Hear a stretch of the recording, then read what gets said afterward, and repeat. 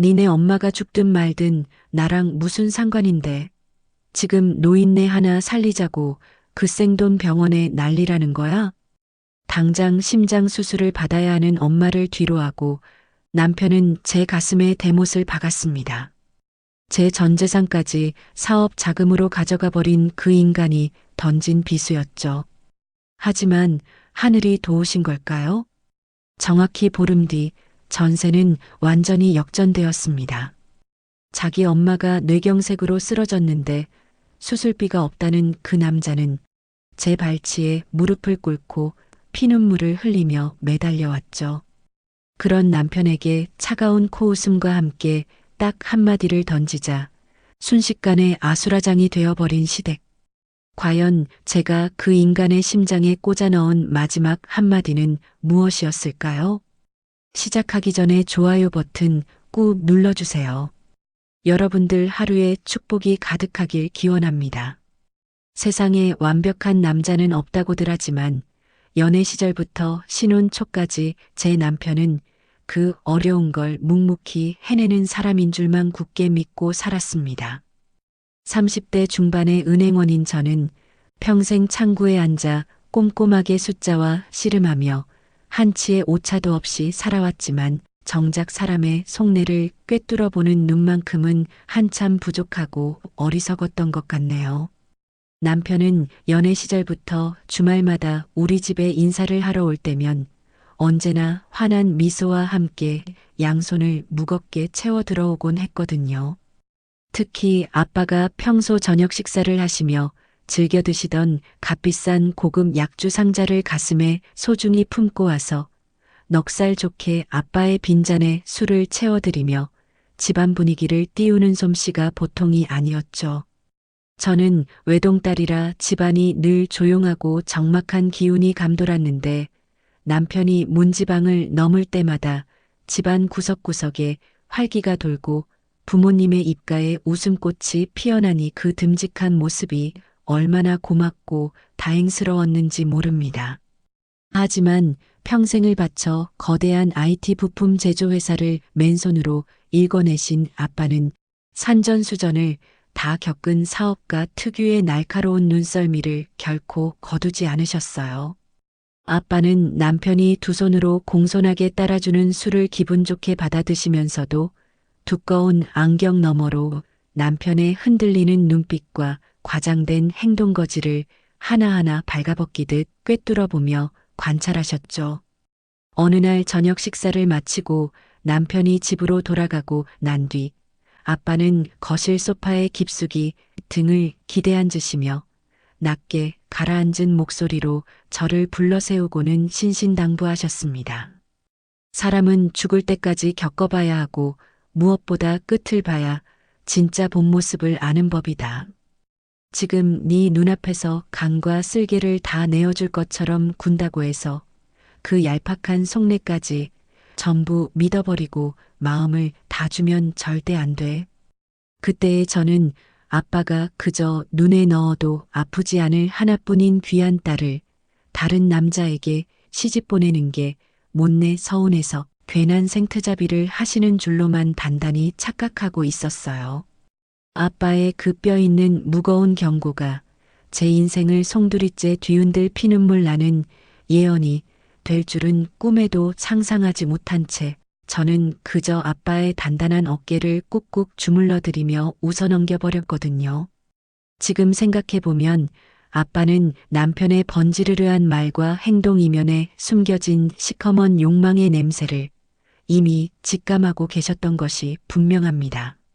남편의 헌신적인 행동은 결혼식장에 들어가고 난 후에도 전혀 변함이 없었고 오히려 한술 더 떠서 완벽하고 살가운 친아들 노릇을 자처하며 제 눈과 귀를 완전히 가려버렸습니다.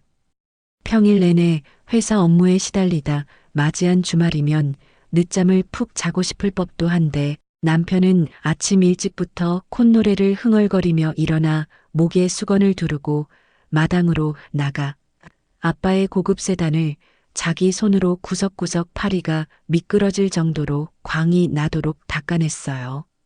뜨거운 햇살 아래서 이마에 송글송글 맺힌 땀방울을 셔츠 소매로 닦아내며 세차를 마친 남편에게 다가가 시원한 얼음물을 건네면 그는 땀범벅이 된 얼굴로 오히려 제 볼을 장난스럽게 꼬집으며 활짝 웃어 보였죠. 게다가 남편은 퇴근길에 아빠의 IT 회사 경영 서류들을 집으로 한가득 가져와 밤이 깊도록 붉은색 형광펜을 그서가며 자기 일처럼 밤새워 검토하고 서포트하는 흉내를 냈습니다. 저는 남편이 불이 나게 서류 더미를 뒤적이는 그 열정적인 뒷모습을 보며 이 남자가 정말 우리 친정 식구들을 자신의 진짜 핏줄처럼 끔찍이 아끼고 사랑한다고 철석같이 믿어버리고 말았어요. 사실 그 모든 헌신과 열정의 이면에는 장인어른이 평생을 바쳐 땀 흘려 키워낸 알짜배기 회사의 후계자 자리를 날로 삼키겠다는 지독한 탐욕이 뱀처럼 다리를 틀고 있었던 건데 말이에요.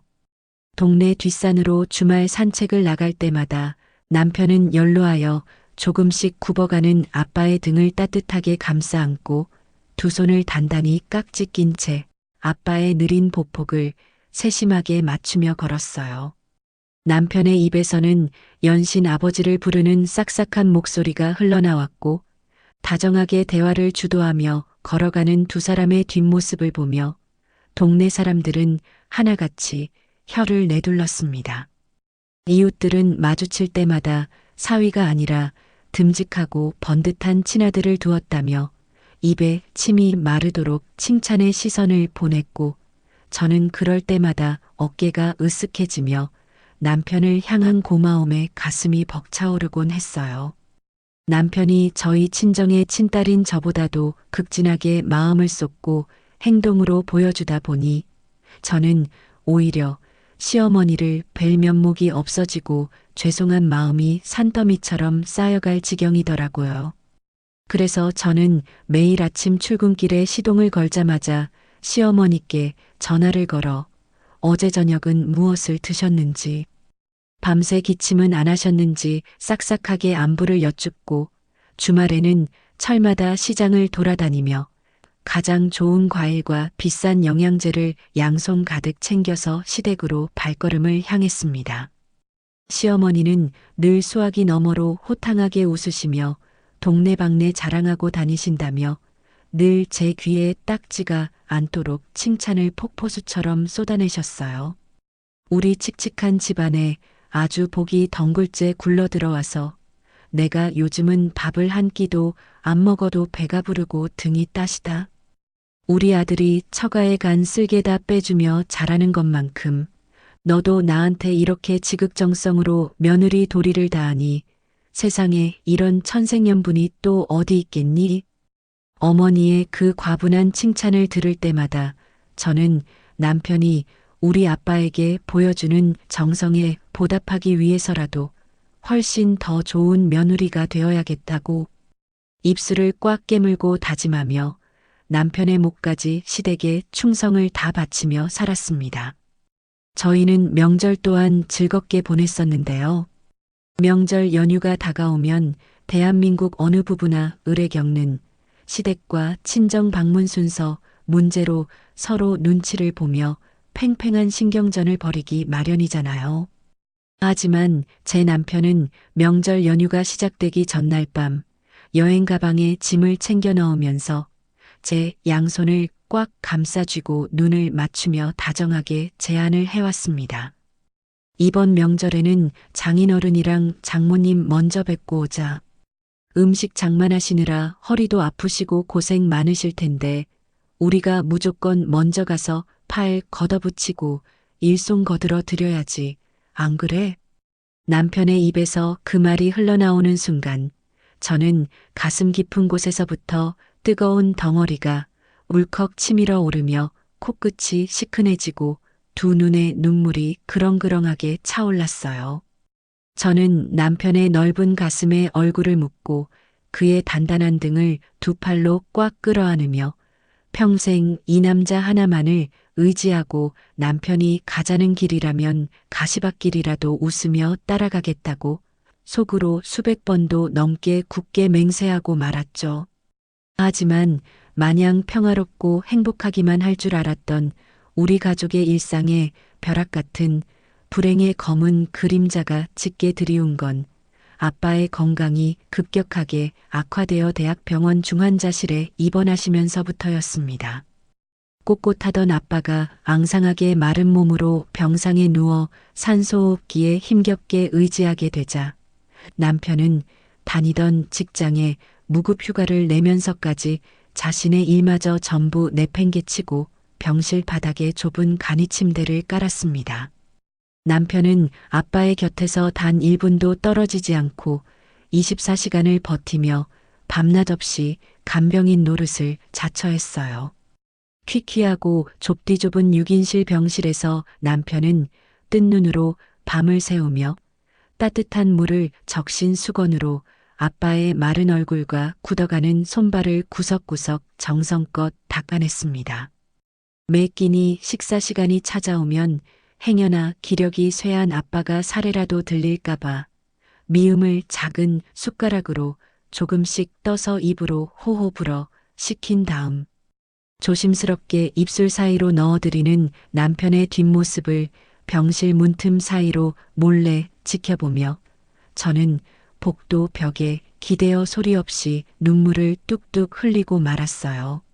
남편의 퀭하게 파인 두 눈과 덥수룩하게 자라난 턱수염을 보면서 이토록 나를 진심으로 사랑하고 내 부모를 자기 목숨처럼 아끼는 남자에게 내 심장이라도 빼어줄 수 있다고 생각했거든요.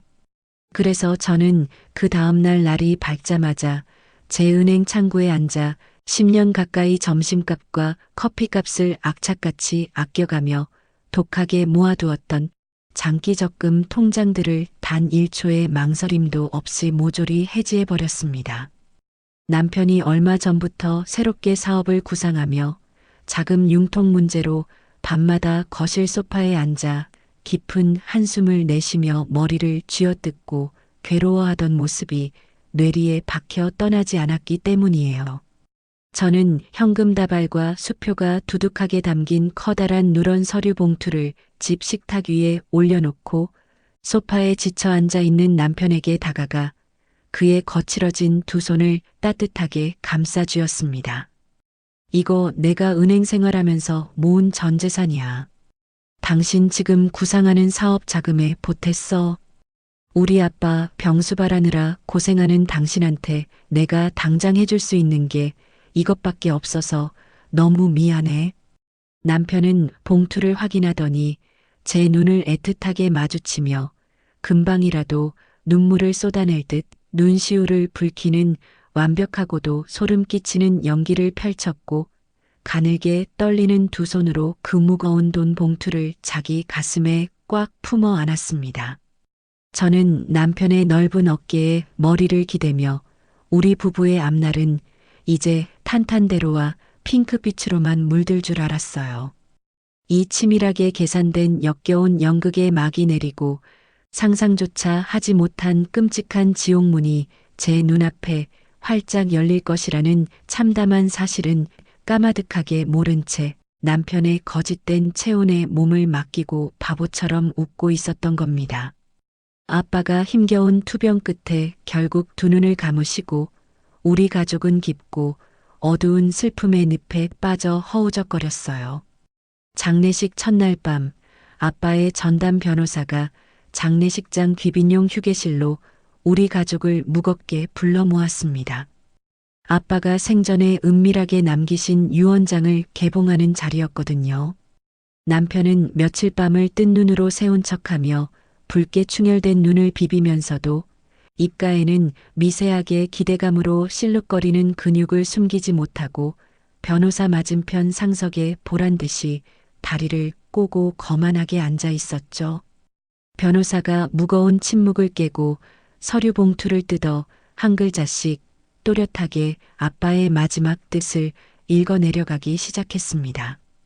평생을 바쳐 땀 흘려 키워온 알짜배기 IT 부품 제조회사를 사위에게 물려주는 대신 전부 매각하여 전문 경영인 체제로 전환하고 거기서 나오는 막대한 수익금은 사회환원재단과 남은 가족들에게 공평하게 배분하라는 아주 단호하고 명확한 내용이었어요. 그 순간 얌전하게 무릎 위에 올려져 있던 남편의 두 손이 부들부들 떨리기 시작하더니 목덜미부터 얼굴 전체가 불에 댄 것처럼 시뻘겋게 달아오르는 것을 저는 바로 옆에서 똑똑히 지켜보았습니다. 변호사의 말이 채 끝나기도 전에 남편은 앉아있던 의자를 발로 거칠게 걷어차며 벌떡 일어나더니 변호사와 우리 엄마를 향해 위아래로 매서운 눈을김을 던지고는 단 한마디의 인사나 말도 없이 방문을 꽝 닫고 밖으로 쿵쾅거리며 나가버렸습니다. 저는 너무 놀라 자리에서 일어나 그를 따라가려 했지만 닫힌 문틈 사이로 느껴지는 서늘하고 섬뜩한 냉기에 두 발이 바닥에 꽁꽁 얼어붙은 듯 한 발짝도 뗄 수가 없더라고요. 유언장 발표가 있던 날 밤부터 장례식장에 발길을 뚝 끊어버린 남편은 끝내 아빠를 마지막으로 떠나보내는 장례식 발인 날 아침까지도 그 뻔뻔한 얼굴을 단 한 번도 비추지 않았습니다. 친척 어르신들이 모두 모여 영정 사진을 들어야 할 상주를 애타게 찾으며 웅성거릴 때 저는 화장실 변기 칸에 숨어 떨리는 손으로 남편에게 수십 번 통화 버튼을 눌렀어요. 신호음이 끊어질 무렵 마지못해 전화를 받은 남편의 목소리에는 그동안 아빠 앞에서 보여주었던 그 살갑고 다정하던 기색은 온데간데 없이 귀찮음과 짜증만이 가득 묻어 나왔습니다. 나 그동안 무리해서 몸살났어. 피곤해서 도저히 못 일어나겠고 오늘 급하게 처리할 회사 일도 산더미처럼 쌓여 있으니까 알아서들 해. 그는 제가 입을 떼기도 전에 전화를 일방적으로 뚝 끊어버렸고 저는 뚜뚜 거리는 차가운 기계음을 들으며 억장이 무너져 내리는 고통에 숨을 제대로 쉴 수조차 없었어요. 결국 외동딸인 제가 가냘픈 두 팔로 아빠의 무거운 영정사진을 가슴에 꽉 끌어안아 영구차 앞자리에 올랐고 엄마는 뒤에서 하염없이 눈물을 쏟아내며 상주 없는 초라한 장례 행렬을 힘겹게 따라가셔야만 했습니다. 주변 사람들의 동정 어린 시선과 수군거림이 날카로운 비수처럼 날아와 제 온몸을 갈기갈기 찢어놓는 것 같았지만 저는 입술을 피가 나도록 꽉 깨물며 아빠의 마지막 가는 길을 악착같이 지켜냈어요. 초우제까지 모두 마치고 텅 빈 친정집에 엄마를 모셔드리러 가는 길, 엄마는 사위가 며칠 동안 고생 많았으니 따뜻한 밥이라도 차려 먹이라고 신신당부하셨죠. 엄마는 직접 사위에게 고맙다는 인사를 전하고 싶다며 제 앞에서 통화 버튼을 누르셨지만 전화기 너머로는 당장 연결할 수 없다는 차가운 안내 멘트만 허공을 맴돌았습니다. 이상함을 느낀 제가 제 휴대전화로 전화를 걸자 단 한 번의 신호음 만에 남편이 전화를 받았고 저는 그 순간 남편이 우리 엄마의 전화번호를 아예 수신 차단해버리고 연락처 목록에서 깨끗하게 지워버렸다는 끔찍한 사실을 깨달았죠. 장례가 끝나자마자 마치 더러운 오물을 치우듯이 장모의 연락처를 지워버리고 차단 목록에 처박아버린 그 남자의 소름 끼치는 이중성에 저는 온몸에 닭살이 돋고 구역질이 치밀어 올랐어요. 그래도 우리 엄마는 사위의 그 악마 같은 본성을 차마 믿고 싶지 않으셨는지 다음 주말 아침 일찍부터 시장을 돌아다니며 남편이 평소에 환장하며 먹던 양념게장과 갈비찜을 무거운 반찬통에 한가득 싸들고 저희 집 앞까지 찾아오셨습니다. 저는 밀린 업무 때문에 잠깐 출근해 있었고 집안에는 남편 혼자 소파에 널브러져 텔레비전을 보고 있었던 상황이었죠. 엄마는 덜덜 떨리는 손으로 초인종을 누르고 사위 이름을 다정하게 불렀지만 현관문 너머로는 텔레비전 소리만 크게 울려 퍼질 뿐 남편은 끝끝내 굳게 닫힌 문을 열어주지 않았습니다. 차가운 복도 시멘트 바닥에 무거운 반찬 가방을 내려놓고 1시간을 넘게 서성이시던 엄마는 결국 다리에 힘이 풀려 주저앉으셨고 퇴근길에 그 초라한 모습을 발견한 저는 이성을 잃고 현관문 비밀번호를 거칠게 누르고 집 안으로 뛰어 들어갔어요. 소파에 비스듬히 누워 캔맥주를 홀짝거리던 남편을 향해 제가 반찬 가방을 집어 던지며 소리를 질렀을 때 그는 귀찮다는 듯이 하품을 쩍쩍 해대며 캔맥주를 탁자에 신경질적으로 내려놓았습니다. 이제 그 집구석에서 내가 더 얻어먹을 콩고물도 하나 없는데 왜 내가 그 지긋지긋한 감정 노동을 계속해야 해? 장인어른은 회사도 낼름 팔아넘긴 마당에 내가 장모 비위까지 맞춰가며 실실 웃어줘야 하냐고. 나도 할 만큼 했어. 남편은 제 면전에 대고 입꼬리를 비틀어 올리며 비열한 웃음을 터뜨렸고 그 악마 같은 조롱에 저는 이빨이 부서져라 꽉 깨물고 두 주먹을 바들바들 떨 수밖에 없었습니다. 아빠가 병상에 누워 계실 때 그가 보여주었던 그 눈물겨운 헌신과 다정함이 오직 우리 아빠의 회사를 통째로 집어삼키기 위한 더럽고 역겨운 연극에 불과했다는 사실이 명백하게 드러나는 순간이었으니까요. 사위의 그 끔찍하고 잔인한 돌변을 온몸으로 겪어낸 우리 엄마는 결국 그날 이후로 가슴에 커다란 멍이 들고 극심한 충격에 빠져 식음을 전폐하고 자리에 알아누우셨습니다. 평생을 다정하고 온화하게 살아오신 엄마는 남편의 그 섬뜩한 배신감에 매일 밤 불 꺼진 거실에 홀로 앉아 가슴을 쿵쿵 내리치며 피눈물을 쏟아내셨어요. 밥을 한 숟가락도 삼키지 못하고 생수만 겨우 마시며 바싹 말라가는 엄마의 모습을 지켜보는 제 마음은 날카로운 토날로 수백 번 난도질 당하는 것처럼 찢어질 듯 아팠습니다. 엄마는 창백하고 앙상해진 두 손으로 제 손을 꽉 부여잡고는 초점 잃은 퀭한 눈동자로 허공을 바라보며 깊은 한숨을 토해내듯 제게 신세 한탄을 하셨어요. 내가 눈이 멀었지. 처음부터 그렇게 간과 쓸개를 다 빼줄 것처럼 간살을 떨 때 알아봤어야 했는데 어떻게 사람이 하루아침에 안면을 몰수하고 짐승만도 못한 짓을 할 수가 있니? 내가 네 아빠 볼 면목이 없어서 두 눈을 감을 수가 없다. 엄마의 목소리는 형편없이 갈라져 쇳소리가 났고 가슴속 깊은 곳에서부터 끓어오르는 우라통을 견디지 못해 밤낮 없이 마른 기침을 해대며 극심한 화병 장세를 보이셨죠. 저는 그런 엄마를 끌어안고 제발 마음을 편히 가지시라고 제가 남편을 어떻게든 다시 사람으로 만들어 보겠다고 거짓 위로를 건넸지만 제 속은 이미 시커멓게 타들어가 한 줌의 재가 되어버린 지 오래였습니다.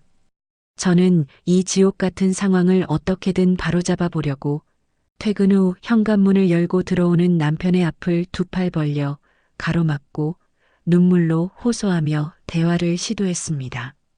당신이 우리 아빠한테 서운한 게 있다면 내가 은행 대출이라도 받아서 다 갚을 테니 제발 우리 엄마한테만은 이러지 말라고 바닥에 무릎이라도 꿇을 기세로 매달렸죠.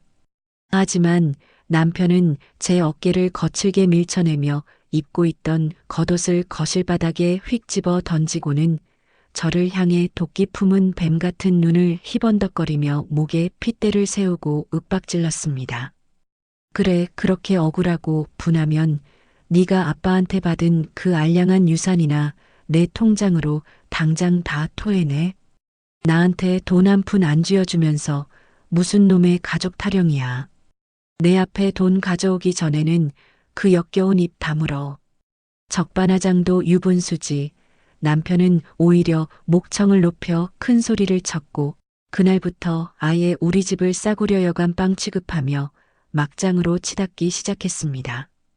퇴근 시간이 한참 지나도 집에 들어오지 않는 것은 기본이었고 매일 밤 친구들이라는 정체불명의 사람들과 유흥주점을 전전하며 비싼 술을 퍼마시고 외박을 밥 먹듯이 일삼았어요. 새벽동이 틀 무렵에야 코를 찌르는 역겨운 싸구려 향수 냄새와 독한 양주 냄새를 온몸에 풀풀 풍기며 기어들어와서는 거실 바닥에 아무렇게나 옷을 훌렁훌렁 벗어던지고 코를 골며 쓰러져 자는 남편을 볼 때마다 저는 명치 끝에서부터 구역질이 치밀어 올라 화장실 변기를 붙잡고 먹은 것도 없이 매일 아침 헛구역질을 해댔습니다. 그런데도 저는 그때까지도 이혼이라는 단어를 감히 입 밖으로 꺼낼 용기조차 내지 못하는 세상에서 제일 가는 머저리이자 갑오천치였어요. 사위가 우리 친정에 저렇게 모질고 독하게 구니까 나라도 내 엄마한테 2배, 3배로 더 지극정성으로 잘하고 시댁 식구들에게 간도 쓸개도 다 빼줄 것처럼 정성을 다하면 언젠가 저 인간도 양심의 가책을 뼈저리게 느끼고 미안해서라도 예전에 다정했던 그 모습으로 돌아오지 않을까 하는 얼토당토하는 미련의 동아줄을 붙잡고 있었거든요. 저는 미친 듯이 은행 창구 일에 매달려 악착같이 돈을 벌고 주말이면 엄마 집에 달려가 밀린 집안일을 해놓고 시댁에 가서는 시어머니 어깨를 꾹꾹 주물러드리며 어떻게든 썩은 동아줄 같은 가족이라는 끈을 부여잡으려 안간힘을 썼습니다. 내가 바보처럼 무조건 헌신하고 희생하면 굳게 닫힌 남편의 마음의 문이 기적처럼 다시 열릴 것이라고 굳게 믿으며 제 스스로를 지옥 불구덩이 속으로 더 깊숙이 밀어넣고 있다는 비참한 사실을 그 당시에 저는 전혀 깨닫지 못하고 있었던 겁니다. 평소에 고혈압과 당뇨 수치를 약으로 간신히 누르며 조심스럽게 건강을 관리해 오시던 엄마는 남편이 문전박대하며 내뱉었던 그 잔인한 조롱들이 엄마의 귓가를 밤낮 없이 맴돌았는지 식사도 못하시고 멍하니 아빠의 영정 사진만 어루만지며 눈물을 훔치시는 날들이 하루하루 이어지고 있었습니다.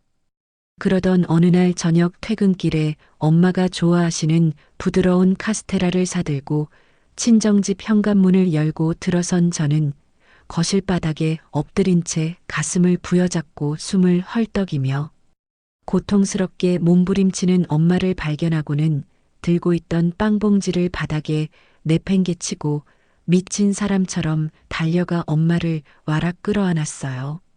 엄마는 이미 초점을 잃은 두 눈을 위로 치켜뜬 채 입가에 하얀 거품을 물고 의식을 잃어가고 계셨고 저는 덜덜 떨리는 손으로 엄마의 차가운 뺨을 사정없이 내리치며 제발 정신 좀 차려보라고 목에서 피 맛이 날 정도로 짐승처럼 울부짖으며 119를 불렀습니다.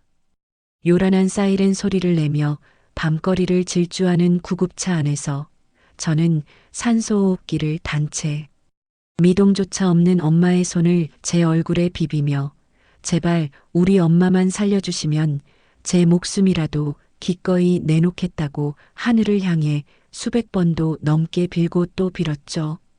응급실 문을 박차고 들어서자마자 대기하고 있던 의료진들이 엄마를 에워싸며 분주하게 움직였고 저는 차가운 복도 의자에 털썩 주저앉아 하얗게 질린 입술을 꽉 깨물고 두 손을 모아 기도만 반복할 수밖에 없었습니다. 한참의 시간이 흐른 뒤 이마에 땀이 송글송글 맺힌 의사가 굳은 표정으로 저를 불렀고 극심한 스트레스가 방아쇠가 되어 심장 근육이 제 기능을 완전히 상실해버리는 급성 심근병증이라는 청천벽력 같은 진단 결과를 제 귓가에 쏟아냈습니다. 의사는 당장 오늘 밤을 넘기기 힘들 정도로 심장 박동이 불안정하고 생명이 위독하니 한시라도 빨리 응급수술실로 들어가 막힌 혈관을 뚫고 인공심장 박동기를 달아야 한다고 다급하게 설명하며 수술 동의서를 제 눈앞에 들이밀더라고요. 그런데 간호사가 수술 동의서와 함께 건넨 예상 청구서에는 자그마치 4천만 원이 훌쩍 넘는 어마어마한 수술비가 선명하게 찍혀 있었고 저는 그 숫자를 보는 순간 눈앞이 새하얘지며 다리에 힘이 풀려 바닥에 그대로 주저앉고 말았습니다. 제가 10년 가까이 은행 창구에서 점심까지 굶어가며 피땀 흘려 모았던 제 전 재산을 남편의 가짜 사업 자금으로 단 1초의 망설임도 없이 몽땅 털어준 탓에 제 통장에는 당장 우리 엄마의 목숨을 살릴 단돈 100만 원조차 남아있지 않았던 겁니다. 저는 바닥에 엎드린 채 덜덜 떨리는 손끝으로 휴대전화 화면을 꾹꾹 눌러 남편에게 전화를 걸었어요. 신호음이 길어질수록 바싹 타들어가는 입술을 씹으며 제발 한 번만 전화를 받아달라고 속으로 애원했죠. 마침내 전화를 받은 남편의 수화기 너머로는 귀를 찢을 듯한 시끄러운 클럽 음악 소리와 젊은 여자들의 악자지껄한 웃음소리가 고막을 강하게 때렸고 저는 턱끝까지 차오르는 울음을 억누르며 엄마가 지금 당장 심장 수술을 받지 않으면 돌아가실지도 모른다고 제발 병원으로 와달라고 소리쳤어요. 나 지금 중요한 형님들 만나서 바쁘니까 끊어. 남편은 제 말이 끝나기가 무섭게 쯧쯧 혀를 차며 귀찮은 기색을 역력히 드러내더니 차갑게 전화를 뚝 끊어버렸고 저는 뚜뚜 거리는 연결음을 들으며 이성을 잃고 곧장 병원 앞을 뛰어나가 택시를 잡아타고 우리 신혼집으로 미친 듯이 달렸습니다. 현관문 앞에서 초조하게 손톱을 물어뜯으며 기다리기를 1시간 남짓 지났을 무렵 남편은 코를 찌르는 술 냄새를 온몸에 풀풀 풍기며 현관문 비밀번호를 삑삑 누르고 콧노래를 흥얼거리며 걸어 들어오고 있었죠. 저는 겉옷도 벗지 않은 남편의 바짓가랑이를 두 손으로 생명줄처럼 꽉 부여잡고 차가운 현관 대리석 바닥에 털썩 무릎을 꿇고 자존심이고 체면이고 다 내팽개친 채 오직 우리 엄마를 살려야 한다는 절박함 하나로 바닥에 머리를 쿵쿵 조아렸습니다. 당신이 가져간 내 적금 중에 일부만이라도 제발 당장 돌려줘. 아니면 제발 우리 엄마 수술비만 결제해줘. 저는 눈물 콧물을 쏟아내며 남편의 구두코에 입을 맞출 기세로 매달렸지만 남편은 제 머리 위에서 비릿한 코웃음을 치더니 제 양손을 뾰족한 구둣발로 거칠게 걷어차며 바짓가랑이를 신경질적으로 확 뿌리쳤습니다. 바닥에 볼품없이 나뒹굴어진 저를 향해 그는 도끼가 잔뜩 서린 눈을 부릅뜨고 허리를 숙여 제 얼굴 코앞까지 다가오더니 징그러운 이빨을 드러내며 악을 썼어요. 네 엄마가 죽든 말든 나랑 도대체 무슨 상관인데. 그 끔찍하고 잔인한 한마디는 뾰족하고 거대한 대못이 되어 제 가슴 한가운데를 무참히 관통하고 지나갔고 저는 숨이 턱 막히며 9년이라는 긴 시간 동안 제가 피땀 흘려 정성껏 쌓아 올렸던 결혼 생활이 한낱 모래성처럼 형체도 없이 바스라져 내리는 것을 온몸으로 느꼈습니다.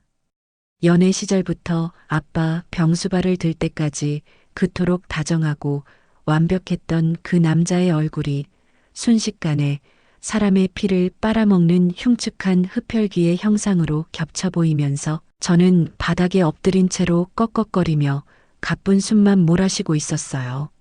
남편은 제가 흘린 눈물로 구겨진 자기 바짓단을 탁탁 털어내더니 거실 소파에 깊숙이 몸을 던지고 텔레비전 리모컨을 딸깍거리며 저를 향해 역겨운 비웃음을 날렸습니다. 그 생돈 장모 수술비로 병원 허공에 날리느니 차라리 그 돈으로 내 차 최고급으로 튜닝이나 싹 돌리는 게 나한테는 훨씬 남는 장사지. 저는 그 순간 소파에 누워 다리를 꼬고 콧노래를 부르는 그 끔찍한 생물체를 똑똑히 쳐다보며 이 인간은 사람의 탈을 쓰고 다른 사람의 숨통을 조이는 극악무도한 짐승이라는 사실을 뼛속 깊이 깨달았습니다. 더 이상 이 괴물에게 단 한 방울의 눈물을 보일 가치조차 없다는 생각에 저는 덜덜 떨리는 두 다리에 힘을 꽉 주고 바닥에서 천천히 몸을 일으켜 세워 남편을 매섭게 한번 노려본 뒤도 돌아보지 않고 현관문을 부서져라 쾅 닫고 다시 병원으로 향했습니다. 중환자실 유리창 너머로 온갖 생명 유지 장치를 주렁주렁 매달고 창백하게 누워 계신 엄마의 모습을 마주하는 순간 제 심장은 또다시 천갈래 만갈래로 찢어지는 듯 고통스러웠고 저는 무균 면회복을 입고 엄마 곁으로 다가가 차갑게 식어가는 엄마의 앙상한 손을 제 두 볼에 비비며 소리 없는 오열을 토해냈습니다. 그때 의식이 전혀 없는 상태로 산소호흡기에 의지해 가쁜 숨을 몰아쉬시던 엄마의 마른 입술이 미세하게 달싹거리기 시작했고 저는 행여나 엄마가 제게 마지막 당부라도 남기시는 건가 싶어 귀를 바짝 엄마의 입가에 가져다 대었어요. 우리 강서방, 밥은 챙겨 먹였니? 엄마는 생사를 오가는 그 끔찍하고 고통스러운 순간에도 하나뿐인 당신의 딸을 홀로 남겨두고 눈을 감을까봐 그 짐승 같은 사위를 걱정하며 이름을 애타게 부르고 계셨던 겁니다. 그 가냘프고 떨리는 목소리가 제 귓가를 때리는 순간 저는 지금까지 흘렸던 모든 미련과 나약함의 눈물을 손등으로 거칠게 박박 닦아내며 가슴속 깊은 곳에서부터 시뻘건 분노의 불덩이가 활활 타오르는 것을 느꼈습니다. 저는 이를 악물고 엄마의 손을 양손으로 꽉 부여잡으며 내 남은 인생과 모든 것을 걸고 저 악마 같은 짐승을 내 삶에서 완벽하게 도려내고 반드시 그 알량한 숨통을 철저하게 끊어놓겠다고 속으로 수천 번 수만 번 단호하게 맹세했어요. 엄마는 수술에 들어가시고 수술실 복도 구석의 딱딱한 벤치에 몸을 한껏 웅크리고 앉아 두 손으로 얼굴을 깊이 파묻은 채 짐승처럼 끄끄거리며 소리 죽여 울음을 삼켜내고 있었습니다. 머릿속으로는 돈을 빌릴 수 있는 온갖 친척들과 지인들의 얼굴을 수십 번도 넘게 떠올려 보며 입술을 피가 나도록 꽉 깨물어 보았지만 제가 10년 넘게 피땀 흘려 모은 전 재산을 남편의 가짜 사업 자금으로 몽땅 털어넣은 비참한 처지에 그 누구에게도 선뜻 도와달라 손을 내밀 수 없어 덜덜 떨리는 두 손으로 무릎만 꽉 부여잡고 있었거든요. 제가 세상에서 가장 믿고 의지했던 유일한 가족인 남편마저 엄마의 목숨을 담보로 저를 잔인하게 길바닥에 내동댕이 치고 조롱하는 이 지옥 같은 현실 속에서 저는 그저 캄캄하고 끝이 없는 깊은 심연 속으로 한없이 가라앉으며 숨이 턱턱 막히는 고통을 온몸으로 받아내고만 있었습니다. 그렇게 하염없이 눈물만 쏟아내며 바닥으로 시선을 떨구고 있을 때 누군가 뚜벅뚜벅 무거운 구두 발소리를 내며 제 앞을 가로막고 서더니 덜덜 떨고 있는 제 어깨를 조심스럽게 툭툭 두드렸고 붉게 충혈된 눈을 들어 올려다보니 다름 아닌 우리 아빠가 살아생전 회사 경영을 전적으로 맡기며 친가족처럼 굳게 믿고 의지하시던 전담 변호사님이 낡은 서류 가방을 두 손에 꽉 쥔 채 무겁고 착잡한 표정으로 저를 조용히 내려다보고 계셨습니다. 변호사님은 복도를 지나다니는 사람들의 시선을 의식한 듯 주위를 한번 날카롭게 쓱 둘러보시더니 제 옆자리에 바짝 다가와 앉으시며 품속 깊은 곳에서 두툼하고 묵직한 커다란 황투색 서류 봉투 하나를 꺼내어 제 두 손에 단단하게 쥐어주셨어요. 놀란 눈으로 변호사님의 얼굴을 쳐다보는 저를 향해 그는 아빠가 돌아가시기 직전 며칠을 밤잠을 설치시며 사위 몰래 제게만 꼭 전해달라고 신신당부하셨던 마지막 비밀 유산이라고 조용하지만 아주 단호한 목소리로 귓속말을 건네셨습니다. 저는 도저히 믿을 수 없는 이 기적 같은 현실의 숨을 헐떡이며 덜덜 떨리는 손가락으로 서류 봉투의 입구를 거칠게 뜯어내었고 그 안에는 아빠의 힘있고 다정한 필체로 빼곡하게 적힌 편지 한 장과 제 두 눈을 여러 번 비비고 다시 확인할 만큼 엄청난 금액이 선명하게 찍혀 있는 은행 통장 하나가 고스란히 들어 있었습니다. 유빈아, 네 남편은 돈이 없으면 미련 없이 너를 버리고 떠날 아주 지독하고 계산적인 놈이다. 내가 평생 사업을 하며 수많은 사람을 겪어보니 그놈 눈빛 속에 숨은 시커먼 탐욕을 도저히 모를 수가 없더구나. 이 돈은 네 남편이나 다른 누구에게도 절대 알리지 말고 오직 네 엄마 병원비와 너 스스로를 지키는 데에만 써라. 아빠가 꾹꾹 눌러 쓴 편지를 한 글자 한 글자 읽어내려가던 저는 그만 억눌렀던 감정을 주체하지 못하고 뜨거운 눈물을 거칠게 터뜨리며 차가운 병원, 복도 바닥에 털썩 주저앉아 무릎을 꿇고 짐승처럼 가슴을 치며 오열하고 말았습니다.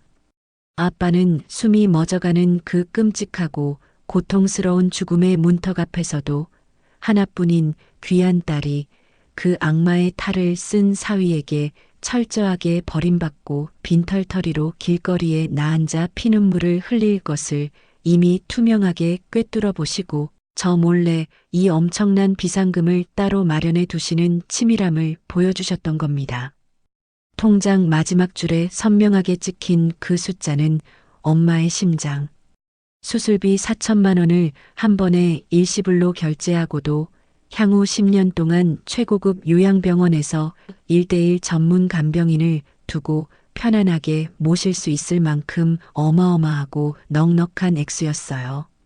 저는 뺨에 쉴 새 없이 흘러내리는 눈물을 셔츠 소매로 거칠게 벅벅 닦아내고 변호사님과 함께 곧장 1층 원무과 수납 창구로 달려가 아빠가 남겨주신 카드를 당당하게 내밀어 밀린 병원비와 앞으로 들어갈 모든 수술비를 단 1원의 자비도 없을 전액 일시불로 완납해버렸습니다. 수납 창구 직원과 변호사님이 지켜보는 앞에서 결제가 승인되는 경쾌한 영수증 출력 소리를 들으며 저는 짓눌렸던 가슴 한구석이 뻥 뚫리며 시원한 바람이 불어오는 쾌감을 느꼈고 곧바로 수술실에서 성공적으로 수술을 마치고 나온 엄마의 침대를 응급실의 돗대기 시장 같은 시끄러운 다인실이 아니라 병원에서 가장 전망이 좋고 조용한 최고급 V&P 병동 1인실로 넓고 쾌적하게 옮겨 모셨습니다. 우리 엄마는 최고의 실력을 갖춘 대학병원 전담 의료진들의 세심하고 극진한 밀착 치료를 받으며 하루가 다르게 창백했던 두 뺨의 붉은 혈색을 서서히 되찾으셨고 죽음의 문턱에서 기적처럼 살아 돌아와 마침내 두 눈을 번쩍 뜨고 제 손을 꽉 쥐며 희미하지만 아주 따뜻한 미소를 지어 보이셨죠. 저는 엄마의 마르고 거친 손을 제 두 손으로 꽉 부여잡고 얼굴을 비비며 이제부터는 세상 그 어떤 비바람이 몰아쳐도 내가 엄마의 완벽한 보호자이자 든든한 방패가 되어 끝까지 지켜주겠다고 속으로 수백 번 수천 번 굳게 맹세했어요. 저는 우리 엄마가 무사히 위험한 심장 수술을 마치고 최고급 VIP 병실에서 왕비처럼 극진한 대접을 받으며 순조롭게 건강을 회복하고 있다는 통쾌한 사실을 그 짐승 같은 남편에게는 철저하게 입을 다물고 단 하나의 단서도 흘리지 않은 채 완벽한 비밀로 붙이기로 굳게 다짐했습니다. 불과 며칠 전 엄마의 수술비 4천만 원을 두고 자동차 튜닝하는 게 낫겠다고 비아냥거리며 제 심장에 대못을 받고 피눈물을 흘리게 했던 그 끔찍한 죗값을 제 손으로 직접 뼈저리게 갚아주기 위해서는 철저한 연기와 빈틈없는 완벽한 정보 차단이 무엇보다 필수적이었거든요. 남편은 제가 병원 간이 침대에서 며칠 밤을 꼬박 새우며 집을 비우고 독수 공방하는 동안 장모가 수술실에서 살았는지 죽었는지 안부 전화 한 통 먼저 걸어오지 않은 것은 물론이고 오히려 물 만난 고기처럼 매일 밤 밖으로 쏘다니며 방탕한 생활의 끝을 달리고 있었습니다. 제가 갈아입을 옷가지나 출근용 서류를 챙기기 위해 어쩌다 낮에 잠깐 집에 들러 세탁기를 열어보면 남편이 아무렇게나 벗어 던져놓은 구겨진 와이셔츠 기재서는 역겨운 싸구려 여자 향수 냄새가 코를 찌르듯 진동을 했고 셔츠 목덜미에는 붉은 립스틱 자국까지 아주 선명하게 묻어 있어 누가 봐도 대놓고 지저분한 불륜을 저지르고 있다는 것을 온몸으로 요란하게 광고하는 꼴이었죠. 게다가 거실 탁자 위에 널브러진 카드 결제 영수증들을 확인해 보면 새벽 2시가 넘은 시간에 모텔이나 술집에서 결제된 내역들이 수두룩하게 쌓여 있었고 화장실에 샤워하러 들어갈 때조차 스마트폰을 방수팩에 넣어 챙겨 들어가는 남편의 기괴한 행동들은 저의 의심을 뚜렷한 확신으로 바꾸어 놓기에 충분했습니다. 하루는 참다 못한 제가 자정이 훌쩍 넘은 시간에 현관문 앞에서 팔짱을 꽉 끼고 서서 비틀거리며 들어오는 남편의 앞을 두 팔 벌려 가로막고 매서운 눈빛으로 그의 얼굴을 쏘아보며 날선 목소리로 차갑게 따져 물었어요. 너 바람피니? 제 단도직입적인 추궁에 남편은 조금이라도 당황하거나 시선을 피하며 변명할 줄 알았지만 오히려 뻔뻔하게 고개를 빳빳하게 쳐들고 비릿한 조소를 흘렸어요. 그러더니 손가락으로 제 어깨를 거칠게 툭툭 밀치며 목에 핏대를 세우고 적반하장으로 큰 소리를 쳐대기 시작했습니다. 네가 네 엄마 챙긴다고 매일 밖으로 나도는데 나라고 이 사람 온기도 없는 빈 집구석에 일찍 기어 들어오고 싶겠냐? 다 네가 남편 대접을 그따위로 형편없이 하니까 벌어지는 일이니까 제발 나 좀 그냥 내버려둬. 그 인간의 더러운 입에서 쏟아지는 그 쓰레기 같은 변명과 말도 안 되는 가스라이팅을 면전에서 듣는 순간 저는 더 이상 이 집에 단 1초도 머물고 싶은 일말의 미련이나 가족으로서의 책임감조차 씻은 듯이 완벽하게 사라져버리는 것을 느꼈습니다. 저는 그 길로 안방에 들어가 가장 큰 여행 가방을 꺼내 당장 입을 옷가지와 필요한 물건들을 거칠게 쑤셔 넣고 현관문을 박차고 나와 병원에서 아주 가까운 곳에 보안이 철저하고 깨끗한 작은 오피스텔을 새로 얻어 아예 남편과 완전한 별거를 하듯 지내며 신혼집에 들어가는 발길을 뚝 끊어버렸어요. 저는 오직 제 직장인 은행 창구와 엄마가 계신 VIP 병실만을 부지런히 오가며 남편이라는 더러운 존재를 제 머릿속에서 완벽하게 지워버렸고 오직 엄마의 완전한 건강 회복과 저 오만한 인간을 어떻게 하면 가장 비참하고 처절하게 바닥으로 끌어내려 짓밟아 버릴지 복수의 시퍼런 칼날만을 매일 밤 숫돌에 갈듯 날카롭게 세우며 하루하루를 전투적으로 버텨냈습니다. 그렇게 오피스텔 생활을 하던 중 계절이 바뀌어 두꺼운 겨울 겉옷가지들을 챙기기 위해 아주 늦은 밤 신혼집 현관문 비밀번호를 삑삑 누르고 조심스럽게 잠깐 들어갔을 때 남편은 거실 소파에 다 늘어난 더러운 속옷바람으로 드러누워 스마트폰 화면을 보며 실실 쪼개고 있었습니다.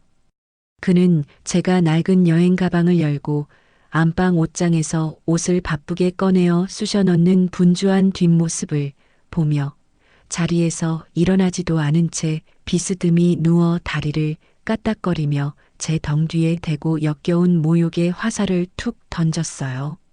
요즘 장모 수술비 구한다고 아주 밤낮 없이 싸돌아다니더니 어디서 돈 냄새 풀풀 나는 좋은 놈 하나 제대로 물었냐? 그 천박하고 더러운 조롱의 목소리가 제 고막을 날카롭게 때렸지만 저는 예전처럼 충격을 받아 바닥에 주저앉아 눈물을 짜내거나 소리를 지르며 억울해하는 대신 하던 손놀림을 딱 멈추고 천천히 고개를 돌려 아주 차갑고 서늘한 눈빛으로 벌레를 보듯 남편의 얼굴을 위아래로 훑어보았습니다. 그 인간의 시궁창보다 못한 역겨운 밑바닥을 완벽하게 내 눈으로 확인하고 나니 오히려 제 마음속에 활활 들끓던 분노의 불길이 얼음물처럼 차갑게 식어내리면서 이 쓰레기를 재활용조차 할 수 없도록 철저하게 짓밟아 버려야겠다는 단단하고 냉혹한 사냥꾼의 본능만이 제 가슴 속에 선명하게 자리 잡았거든요. 저는 남편의 그 유치하고 천박한 도발에 단 한마디의 대꾸조차 낭비하지 않겠다는 듯 입을 꾹 다문 채 짐 가방의 지퍼를 소리나게 쫙 닫아 올린 뒤 그 끔찍한 집구석을 단 한 번의 뒤돌아봄도 없이 미련 없이 빠져나왔습니다. 남편이라는 작자와 완벽하게 발길을 끊고 짐을 싸서 오피스텔로 거처를 옮긴 지 딱 보름이라는 시간이 흘러가던 어느 평범한 평일 오후였습니다. 저는 여느 때와 다름없이 은행 창구에 앉아 밀려드는 고객들의 대출 서류를 꼼꼼하게 검토하며 바쁘게 도장을 찍어내고 있었어요. 그런데 책상 한쪽 구석에 놓인 제 휴대전화 화면이 요란하게 번쩍거리며 진동을 울려대기 시작했고 무심코 고개를 돌려 발신자를 확인한 저는 하마터면 쥐고 있던 결제 도장을 바닥에 떨어뜨릴 뻔하고 말았습니다. 지난 몇 주간 우리 엄마가 병원에서 생사를 오가며 수술을 받을 때도 안부 전화는커녕 문자 메시지 한 통 먼저 보내지 않던 인간이 갑자기 뜬금없이 제게 전화를 걸어온 겁니다. 저는 잠시 요란하게 울리는 전화기를 차가운 눈빛으로 노려보다가 도대체 또 무슨 역겨운 핑계를 대며 속을 뒤집어 놓으려고 연락을 했는지 그 알량한 속내나 한번 들어보자는 심산으로 통화 버튼을 누르고 휴대전화를 귀에 바짝 가져다 대었어요. 수화기 너머로 들려오는 남편의 목소리는 평소 술에 취해 비아냥거리던 그 오만하고 뻔뻔하던 기세는 온데간데 없이 마치 빗속에 내몰린 들개처럼 콧물을 훌쩍거리며 다급하게 숨을 헐떡이고 있었습니다. 남편은 혀가 잔뜩 꼬인 발음으로 울먹이며 방금 전 자기 엄마가 쓰러지는 바람에 구급차를 타고 대학병원 응급실로 실려왔고 의사에게 당장 머리 쪽 혈관이 꽉 막혀버린 뇌경색 진단을 확실하게 전달받았다고 소리치며 울부짖더라고요. 저는 그 다급한 목소리를 듣는 순간 제 가슴 한구석에서 무언가 쿵하고 묵직하게 떨어져 내리는 충격과 동시에 입술 끝이 미세하게 비틀려 올라가는 아주 기묘하고 서늘한 감정을 동시에 느꼈습니다. 하늘의 그물은 크고 넓어서 엉성해 보여도 결코 악인을 놓치는 법이 없다는 옛말이 이렇게 현실에서 소름 끼치도록 정확하게 맞아떨어질 줄은 꿈에도 상상하지 못했거든요. 시어머니는 평생을 시장 바닥에서 물건값을 단돈 100원이라도 깎으려고 상인들과 핏대를 세우며 억척스럽게 살아오신 분이라 한겨울에도 보일러 난방비를 아끼려고 거실에 두꺼운 솜니부를 뒤집어 쓰고 지내실 만큼 지독하게 절약이 뼛속까지 밴 분이셨습니다. 젊은 시절부터 병원비나 약값 나가는 것을 세상에서 제일 아까워하셔서 그 흔하고 저렴한 실비보험 하나조차 매달 나가는 보험료가 아깝다며 펄펄 뛰며 가입을 거부하고 여태껏 센 몸으로 버티며 살아오셨죠. 그런데 정작 하나뿐인 귀한 아들이라는 작자는 와이프 적금은 물론 매일 밤 유흥업소와 외제차 튜닝에 물 쓰듯이 펑펑 다 날려버렸으니 그 집안 꼴이 오죽했을까요? 남편은 콧물을 질적거리며 제게 매달리듯 아주 애처롭고 찌질한 목소리로 애원하기 시작했어요. 여보 장모님 수술비는 어떻게 해결한 거야? 나 지금 카드도 한도 꽉 차서 결제가 안 돼. 엄마 지금 수술비는커녕 입원비 낼 돈도 없어서 방치되어 있어. 제발 나 좀 살려줘. 우리 엄마 수술비 좀 네가 당장 빌려주라. 그 구차하고 비참한 목소리를 귓구멍으로 생생하게 듣고 있으니 불과 보름 전 현관문 앞에서 제 두 손을 뾰족한 구둣발로 거칠게 걷어차며 악마처럼 낄낄대던 그 인간의 흉측한 얼굴이 눈앞에 선명하게 겹쳐 떠오르며 온몸의 피가 거꾸로 솟구치는 듯한 강렬한 분노가 다시 활활 타올랐습니다. 저는 숨을 깊게 한번 들이마신 뒤 은행 창구 의자에 등을 아주 꼿꼿하게 펴고 앉아 차갑게 얼어붙은 얼음장 같은 목소리로 남편이 제 심장에 꽂았던 그 잔인한 비수를 한치의 오차도 없이 똑같이 되돌려 주었어요. 니네 엄마 죽든 말든 나랑 무슨 상관인데? 니네 엄마는 네 돈으로 살려. 이제 니네 엄마는 나한테 시엄마도 아닌 그냥 모르는 아줌마 그 이상도 그 이하도 아니야. 제 단호하고 서늘한 일갈이 수화기를 타고 넘어가자마자 반대편에서는 잠시 숨막히는 정막이 흐르더니 이내 남편이 이성을 완전히 잃고 짐승처럼 꽥꽥 소리를 질러대기 시작했습니다. 너 어떻게 사람이 그렇게 핏도 눈물도 없이 잔인하냐?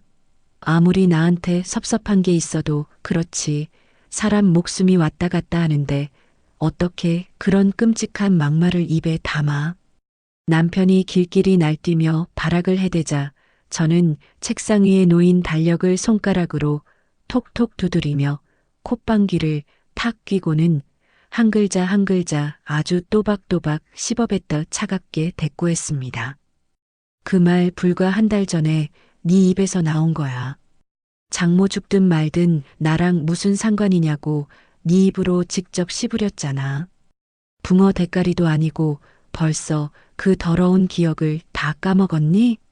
제가 팩트를 아주 날카롭게 짚어주며 숨통을 조이자 남편은 순간 말문이 턱 막혔는지 헛기침을 몇 번 쿰쿰거리더니 이제는 비겁하게 자기 엄마를 앞세워 아주 갓산 감정파리를 시도하며 매달려오더라고요. 우리 엄마가 며느리 들어왔다고 동네방네 자랑하고 널 얼마나 끔찍하게 아끼고 예뻐해 주셨는지 네가 더 잘 알잖아. 우리 엄마 생각해서라도 한 번만 눈 감고 도와줘 제발.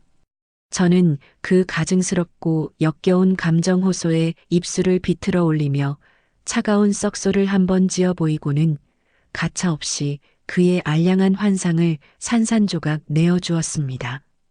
내가 너희 집에 지극정성으로 잘했으니까 어머니가 나한테 그나마 잘해주신 거지. 며느리가 가만히 콧대만 세우고 있는데 어느 시어머니가 하늘에서 뚝 떨어진 복덩이 취급을 하니? 네가 유산에 눈먼 돈독 올라서 우리 친정이랑 매정하게 연 끊고 내 전화번호 차단했을 때도 난 바보 등신처럼 주말마다 시댁에 꼬박꼬박 찾아가서 내 할 도리 다하고 살았어. 너는 나한테 인간에 대한 도리나 예의를 따질 자격이 단 한 개도 없는 개쓰레기니까 두 번 다시 내 번호로 연락하지 마. 저는 남편이 입을 벌려 반박할 틈조차 주지 않고 곧바로 통화 종료 버튼을 가차없이 꾹 눌러버렸습니다. 평소 같았으면 시어머니가 의식은 돌아오셨는지 마비 증세는 없으신지 꼬치꼬치 캐물으며 당장 은행문을 박차고 병원으로 달려갔겠지만 저는 단 하나의 안부조차 묻지 않고 아주 매몰차게 전화를 끊어버린 뒤 휴대전화 전원을 아예 꺼버리고 서랍 속에 깊숙이 던져 넣었어요. 복수의 첫 단추를 아주 통쾌하게 깨었다는 짜릿한 성취감이 제 온몸을 시원하게 훑고 지나가며 꽉 막혔던 숨통이 확 트이는 기분이 들었습니다. 그날 저녁 퇴근을 하고 오피스텔로 돌아와 따뜻한 물로 샤워를 마치고 침대에 걸터 앉아 전원을 다시 켰을 때 평소 저와 언니 동생 하며 아주 살갑고 괜찮은 관계를 유지해 오던 신우이에게서 부재중 전화가 수십 통이나 와 있는 것을 뒤늦게 확인했습니다. 제가 전화를 걸자마자 신우이는 거의 울기 직전에 다급한 목소리로 전화를 받아 지금 오빠가 병원비도 없이 원무가 직원들과 멱살잡이를 하며 소리를 지르는 바람에 집안이 완전히 쑥대밭이 되었다며 한숨을 푹푹 쉬며 소식을 전해주었어요. 신우이는 평소 순하던 제가 오빠를 상대로 이렇게 차갑고 독하게 등을 돌린 이유를 도무지 이해할 수 없어 오빠의 등짝을 때리며 다그치고 캐물었고, 결국 오빠가 장모님 목숨을 두고 내뱉었던 그 짐승만도 못한 막말과 제 소중한 적금을 가로채 유흥비로 날린 끔찍한 만행들을 전부 실토하는 것을 낱낱이 전해 들었다고 분통을 터뜨렸습니다. 신우이는 수화기 너머로 연신 코를 훌쩍이며 저에게 면목이 없다며 100번 1000번 사죄의 말을 폭포수처럼 쏟아내었고, 자기도 같은 여자로서 오빠가 저지른 그 악마 같은 짓거리를 도저히 용서할 수가 없다고 아주 단호하게 못을 박았습니다. 새언니, 나는 언니가 우리 오빠 얼굴에 침을 뱉고 뒤도 안 돌아보고 떠나도 100% 언니 마음 다 이해하고 응원해요. 나도 방금 오빠 면상에 대고 쌍욕을 퍼붓고 이제부터 저 인간을 내 친오빠가 아니라 그냥 길거리 쓰레기 취급하기로 굳게 마음먹었어요. 엄마 병원비는 내가 어떻게든 마이너스 통장을 파서라도 알아서 할 테니까 언니는 제발 우리 집안 더러운 꼴 다 잊어버리고 친정어머니 모시고 행복하게 살아요. 그동안 시댁 식구들 사이에서 유일하게 상식이 통하고 싹싹하게 저를 챙겨주던 신우이마저 남편의 그 끔찍한 밑바닥을 완벽하게 확인하고 인간관계의 끈을 매정하게 싹둑 잘라내는 것을 보며 저는 속으로 아주 쓴웃음을 삼켰습니다. 남편은 얄팍한 계산기와 더러운 욕망에 눈이 멀어 자기 발등을 도끼로 찍는 것도 모자라 이제는 세상에서 유일하게 남은 자기 핏줄에게조차 철저하게 버림받고 손가락질을 받는 가장 비참하고 고립된 낭떠러지로 스스로 굴러떨어지고 있었던 겁니다. 저는 신우이에게 그동안 나를 친언니처럼 따뜻하게 챙겨주어서 정말 고마웠다는 짧은 작별 인사를 남기고 아주 홀가분한 마음으로 전화를 끊은 뒤 거실 창밖으로 화려하게 빛나는 도심의 야경을 내려다보며 차가운 캔맥주를 한 모금 깊게 들이켰습니다. 우리 엄마는 제가 수납 창구에서 일시불로 시원하게 결제한 그 막대한 병원비 덕분에 대학병원 꼭대기층에 자리 잡은 아주 조용하고 쾌적한 최고급 VIP 병실에서 왕비부럽지 않은 극진한 대접을 받으며 하루가 다르게 건강을 회복하고 계셨습니다. 매일 아침 전담 간호사가 들어와 가장 신선한 꽃으로 화병에 물을 갈아주고 영양사가 직접 병실로 찾아와 엄마의 입맛에 딱 맞춘 최고급 식단을 하나하나 정성스럽게 챙겨주는 환경 속에서 지내다 보니 창백했던 엄마의 두 뺨에는 어느새 따뜻한 봄꽃처럼 화사하고 붉은 혈색이 완벽하게 돌아왔죠. 반면에 며칠 전 전화통을 붙잡고 저에게 구걸을 하던 남편은 자기 엄마를 모실 단돈 몇백만 원조차 당장 수중에 마련하지 못해 이리저리 지인들에게 전화를 돌리며 돈을 꾸러다니다가 결국 병원 구간 건물에 있는 냄새나고 비좁은 8인실에 시어머니를 억지로 밀어넣을 수밖에 없었다고 신우이가 한숨을 쉬며 전해주었습니다. 그것도 남녀 환자가 커튼 하나를 사이에 두고 한데 뒤섞여 시장통처럼 시끄럽고 밤낮 없이 신음소리가 울려 퍼지는 싸구려 공용 병실에서 그 지독한 짠순이 시어머니가 반신불수가 되어 누워있다고 생각하니 제 가슴속에서는 일말의 동정심 대신 뿌린 대로 거둔다는 아주 서늘하고 통쾌한 냉소만이 가득 차올랐어요.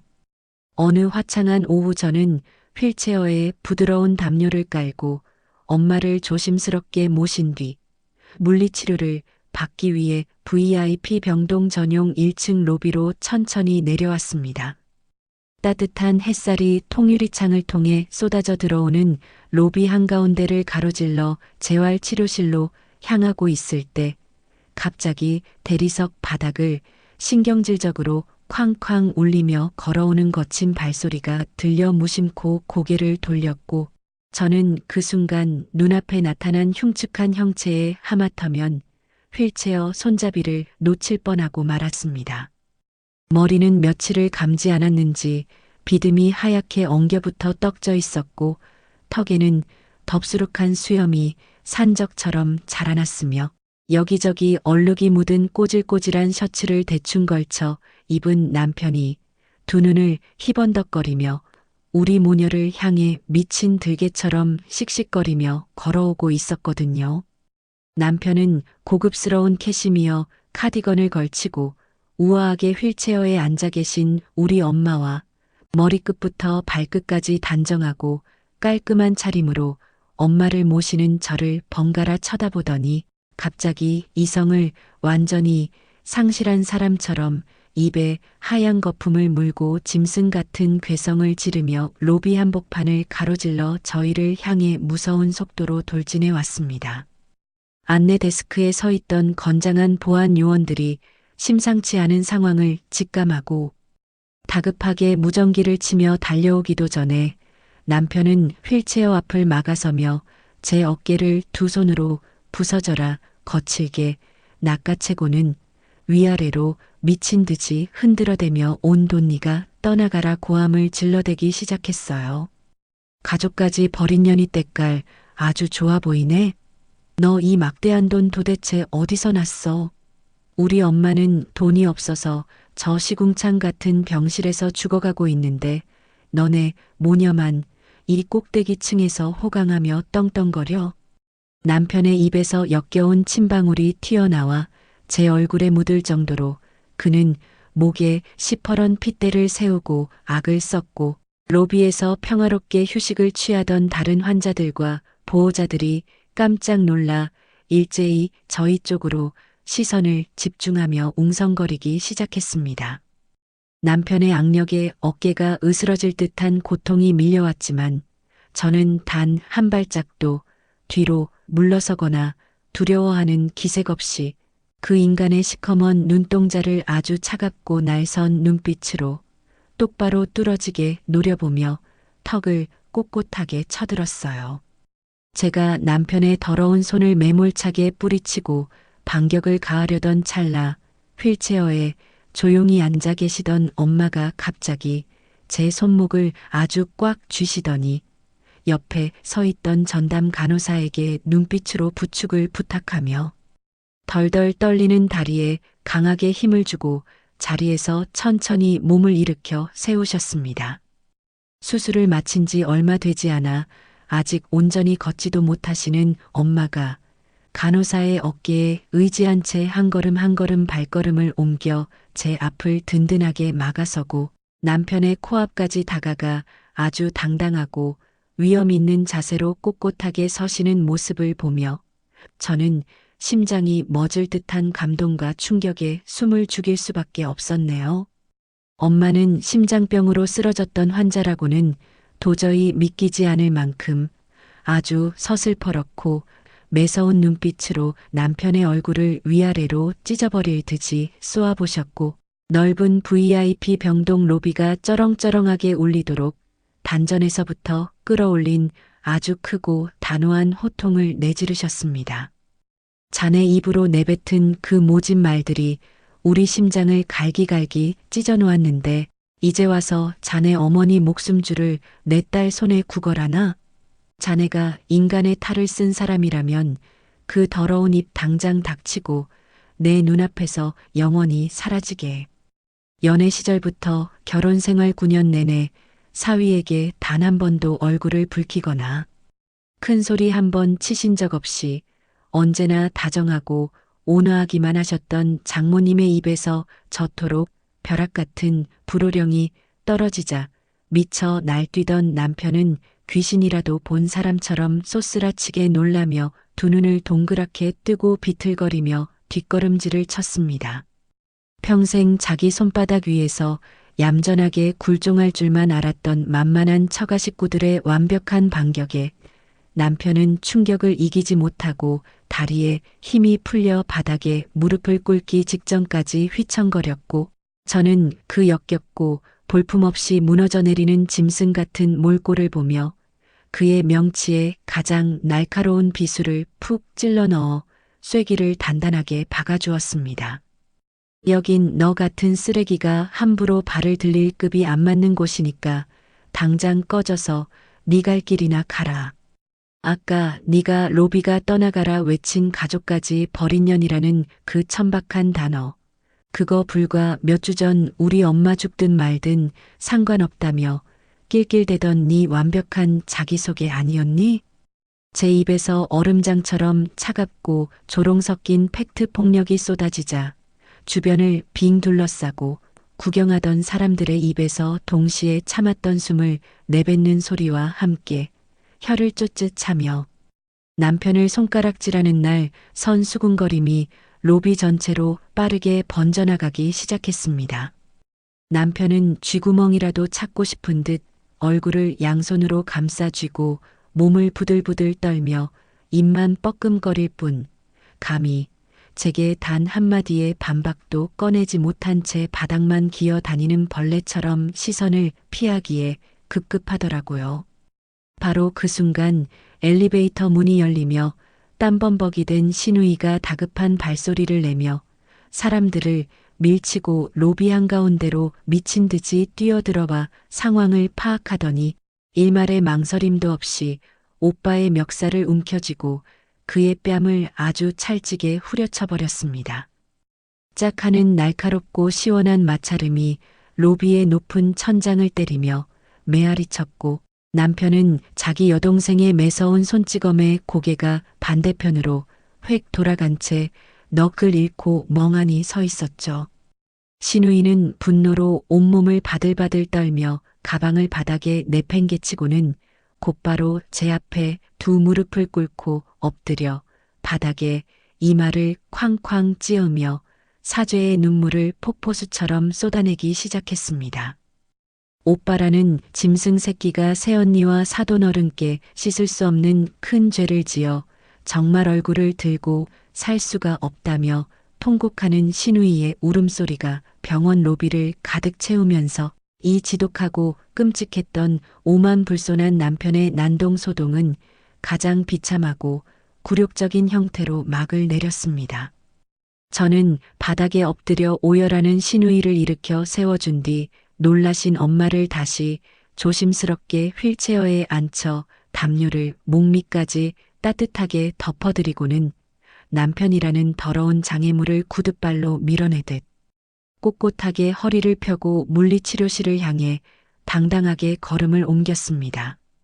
병원 로비에서 남편과 신우이가 한바탕 비참하고 시끄러운 진흙탕 소동을 벌인 바로 다음 날 아침 저는 출근을 미루고 한치의 망설임도 없이 아빠의 전담 변호사님 사무실로 곧장 찾아가 책상 위에 아주 두껍고 날카로운 이혼소장을 작성하여 도장을 쾅 찍어 넘겼습니다. 변호사님과 상의하여 접수한 이혼소장은 남편이 번듯하게 다니고 있는 회사 사무실 한가운데로 가장 사람들이 많이 몰려있는 바쁜 점심시간을 정확하게 겨냥하여 배달하게 만들었어요.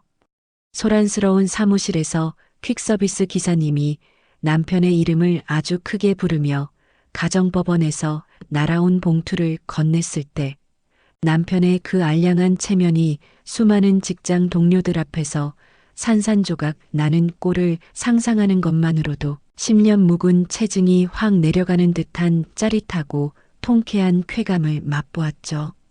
제가 법원에 제출한 소장에는 혼인 파탄의 모든 귀책 사유가 전적으로 남편의 인면수심 같은 폐륜과 역겨운 낭비벽에 있음을 아주 세세하고 낱낱이 명시하고 제가 준 적금 원금과 정신적 피해 보상 위자료 3천만 원을 청구하는 동시에 남편이 그토록 침을 흘리며 탐내던 우리 신혼집에 대한 재산 분할을 단 1원도 허락하지 않겠다는 아주 강력하고 단호한 의지를 꾹꾹 눌러 담아냈습니다. 애초에 우리가 신혼살림을 차렸던 넓고 쾌적한 아파트는 결혼 당시 우리 아빠가 하나뿐인 귀한 딸이 시집가서 남의 집 전세금 걱정하며 눈치 보지 말라고 오직 제 이름 단독 명의로 전액 현금으로 사주신 제 고유 재산이었으니까요. 소장을 받아들고 눈이 뒤집힌 남편은 곧장 제게 전화를 걸어와 목에 시퍼런 핏대를 세우며 아주 뻔뻔하고 구차하게 억지를 부려대기 시작했습니다. 이 집이 네 거인 줄 알아? 우리가 결혼해서 9년 동안 같이 산 우리 집이니까 당장 집값 절반으로 나눠서 내 통장으로 입금해. 남편이 발악하며 악을 썼지만 변호사님이 미리 준비해둔 서류 다발 속에는 아파트 매매 대금은 물론이고 거액의 증여세와 취득세까지 전부 우리 아빠의 개인 통장에서 깔끔하게 빠져나가 납부한 명백한 금융거래 내역서가 너무나도 완벽하고 선명하게 증거로 떡하니 버티고 있었습니다.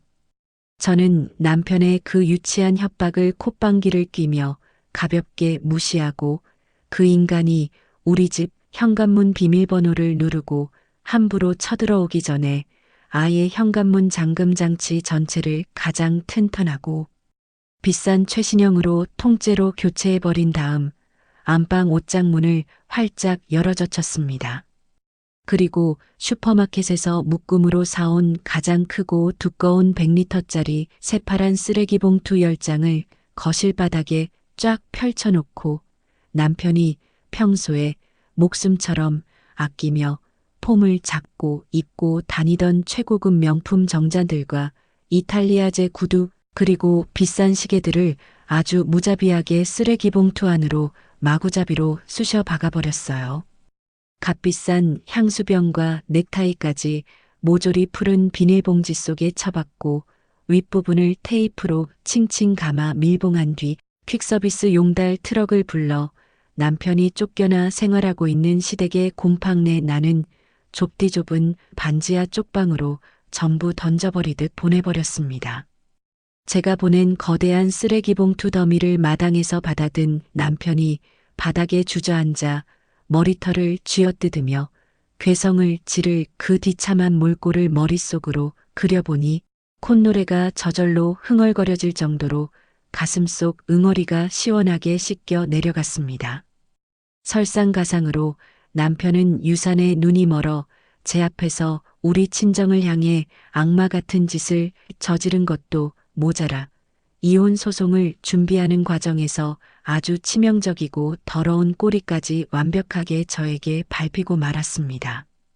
변호사님이 고용한 전문 조사원과 함께 남편의 카드 결제 내역과 차량 블랙박스 메모리 카드를 탈탈 털어보니 매일 밤 병원비 구한다고 거짓말을 쳐대며 밖으로 나돌았던 그 시간 동안 젊은 여자들을 끼고 고급 유흥업소와 모텔을 뻔질나게 드나들었던 추악한 불륜 정황과 동영상 증거들이 고구마 줄기처럼 줄줄이 딸려 나왔거든요. 이 명백하고 역겨운 외도 증거들을 법원에 추가로 들이밀자 남편이 제게 물어내야 할 위자료 액수는 3천만 원에서 훨씬 더 거대하게 눈덩이처럼 불어나 그 인간의 숨통을 완벽하게 끊어놓을 아주 치명적인 위기로 다가갔습니다. 발등에 거대한 불이 떨어진 남편은 어떻게든 제게 뺏길 돈을 줄여보려고 유명하다는 로펌과 변호사, 사무실의 문을 미친 듯이 두드리고 다녔지만 제 적금을 훔쳐다 외제차 튜닝과 술값으로 몽땅 탕진해버린 탓에 당장 변호사 선임료로 낼 단돈 몇십만 원조차 수중에 없는 끔찍한 빈털터리 신세였습니다. 결국 카드론과 대부업체 대출까지 꽉 막혀 완벽한 신용불량자로 전락해버린 남편은 며칠을 입어 누렇게 구겨진 셔츠 차림으로 법원 앞 무료 법률 상담소와 국선 변호인을 찾아다니며 제발 자기를 좀 도와달라고 바닥에 엎드려 비굴하게 구걸하는 아주 처참하고 우스꽝스러운 바닥으로 추락하고 말았어요.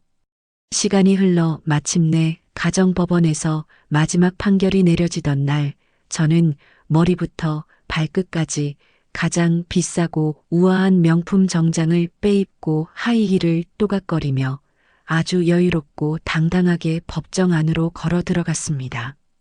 재판장 한가운데 앉은 판사님은 남편의 그 끔찍한 폐륜 행위와 더러운 불륜 사실을 아주 무겁고 엄중한 목소리로 꾸짖으며 남편의 재산분할 청구를 단일원도 예외 없이 완벽하게 기각하고 제가 청구한 위자료 전액을 남편이 즉시 저에게 현금으로 지급해야 한다는 아주 통쾌하고 완벽한 승소 판결을 시원하게 내리쳐 주셨어요.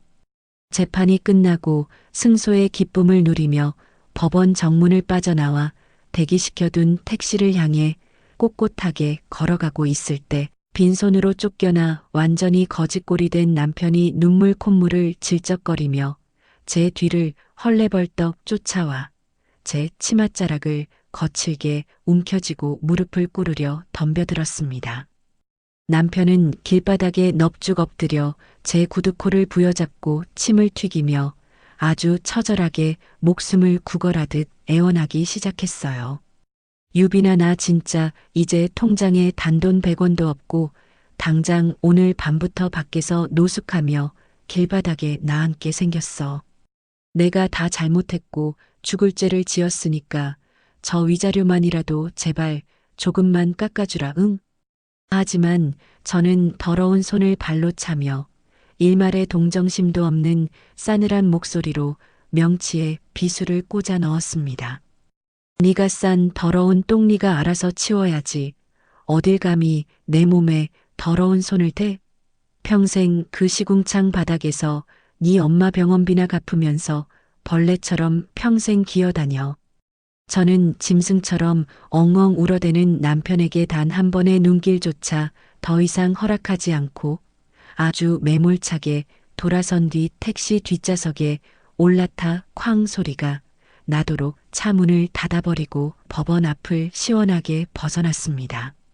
가족이라는 따뜻한 울타리를 자기 발로 거만하게 걷어차고 부서진 남편은 이제 제가 쟁취해낸 위자료 수천만 원과 다인실에 누워 계신 시어머니의 밀린 끔찍한 병원비를 갚아나가기 위해 그토록 무시하며 천박하게 여기던 육체 노동의 늪으로 스스로 기어들어가는 신세가 되었죠. 사람들의 시선과 체면을 그토록 끔찍하게 챙기며 번지르르하게 살아가던 남편은 이제 새벽찬 바람을 맞으며 낡고 녹슨 오토바이를 몰고 배달을 뛰어야 하고 해가 중천에 뜬 대낮에는 먼지가 풀풀 날리는 공사판에 나가 무거운 시멘트 포대를 짊어지고 땀을 비 오듯 쏟아내는 아주 고되고 험한 노가다판을 전전하며 하루살이처럼 목숨을 연명하게 되었어요. 저는 가끔 창밖으로 매연을 내뿜는 오토바이가 지나가는 소리를 들을 때마다 그 인간이 평생 짐으로 짊어지고 가야 할 그 무겁고 비참한 업보의 무게를 떠올리며 입가에 아주 달콤하고 시원한 미소를 띠고 크게 웃습니다. 그 끔찍하고 숨막히던 지옥 같은 시간들이 모두 거센 폭풍우처럼 제 인생을 휩쓸고 지나간 뒤 마침내 우리 모녀의 삶에는 구름 한 점 없이 맑고 눈부신 평화의 햇살이 따스하게 비추기 시작했습니다. 죽음의 문턱까지 다녀오셨던 우리 엄마는 전담 의료진들의 극진한 밀착 치료를 받으신 덕분에 심장 수술의 후유증을 아주 말끔하게 털어내고 기적처럼 예전의 건강하고 온화한 모습을 완벽하게 되찾으셨거든요. 저는 병원 문을 나서시는 엄마의 손을 꼭 부여잡고 도심의 탁한 매연과 시끄러운 자동차, 경적 소리가 전혀 닿지 않는 아주 깊고 청정한 산자락에 자리 잡은 5성급 호텔 부럽지 않은 최고급 프리미엄 요양원으로 엄마의 거처를 안락하게 옮겨드렸습니다.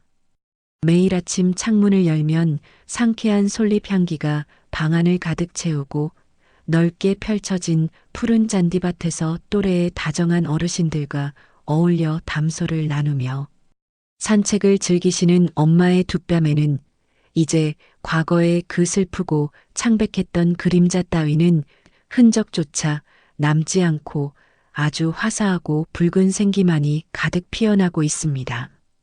저는 우리 아빠가 살아생전 짐승 같은 사위의 본성을 미리 꿰뚫어 보시고 피를 토하는 심정으로 하나뿐인 외동딸을 위해 남겨주신 그 거대하고 은밀한 비밀 유산과 제가 10년이 넘는 세월 동안 은행 창구에 앉아 악착같이 벌어들이는 탄탄한 월급을 아주 견고한 방파제 삼아 세상 그 어떤 비바람도 감히 범접할 수 없는 완벽하고 평화로운 우리 모녀만의 새로운 성을 튼튼하게 구축해냈어요. 통장에 찍힌 그 든든하고 거대한 숫자를 바라볼 때마다 저는 아빠가 제 곁에서 두 팔을 벌려 저를 따뜻하게 안아주시는 것 같은 강렬한 보호막을 느끼며 매일 밤 두 다리를 아주 편안하게 쭉 뻗고 달콤한 숙면을 취합니다. 예전처럼 남편의 사업 자금을 대주느라 점심값을 아끼며 동전 하나에 벌벌 떨고 시댁 눈치를 보며 가슴을 졸이던 그 바보 같고 미련했던 과거의 저는 이제 세상에 존재하지 않는 완벽하게 죽은 먼지가 되어 날아갔거든요.